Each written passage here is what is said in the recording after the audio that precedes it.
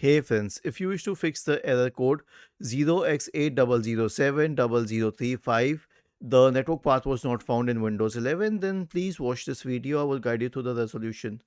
Right click on the start button, select settings from the menu, and then you can go to the network and internet tab on the list on the left hand side. Select advanced network settings, select advanced sharing settings, turn on network discovery for whichever profile is the current profile. Like the current profile is public network site now, so switch on network discovery for it. In most of the cases this will fix the problem. If it does not, then search for Windows features in the Windows search bar and go to turn Windows features on or off.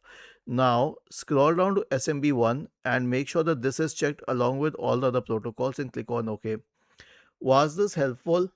If yes, then please subscribe to the channel. If not, then let us know in the comment section of the video on how we could help you further. Thank you for watching this video and have a nice day.